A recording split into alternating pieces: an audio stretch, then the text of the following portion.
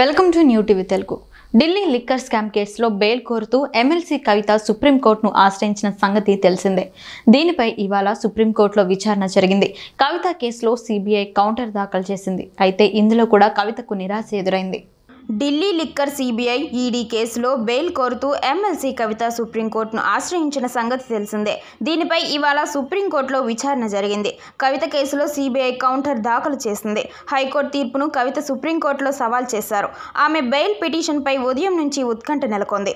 ఈ రోజు కూడా కవితకు బెయిల్ వస్తుందని ఆమె కుటుంబ సభ్యులతో పాటు బీఆర్ఎస్ శ్రేణులు భావించారు. అయితే కవితకు మరో షాక్ తగిలింది. అయితే ఈ రోజు బెయిల్ పిటిషన్పై విచారణను సుప్రీంకోర్టు వాయిదా వేసింది. వచ్చే మంగళవారానికి అంటే ఆగస్టు 27కి వాయిదా వేసింది.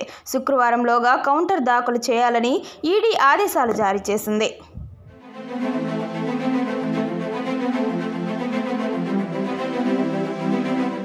గురువారం వరకు కౌంటర్ దాఖలు చేయాలని ఈడీని సుప్రీంకోర్టు ఆదేశించింది.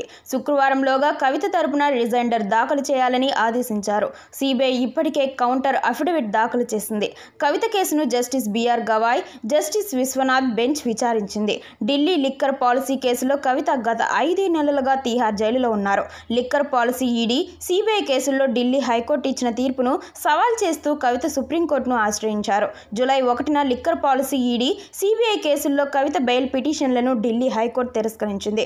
మద్యం కేసులో ట్రయల్ కోర్టు, హైకోర్టులో తనకు ఉపశమనం లభించకపోవడంతో కవిత సుప్రీంకోర్టును ఆశ్రయించారు.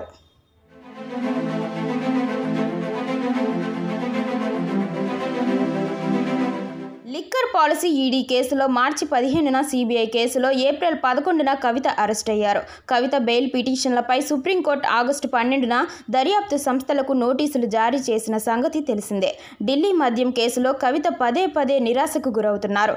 గత విచారణలో భాగంగా ప్రతివాదుల వాదనలు వినకుండా మధ్యంతర ఉపశమనం కల్పించలేమని సుప్రీంకోర్టు స్పష్టం చేసింది.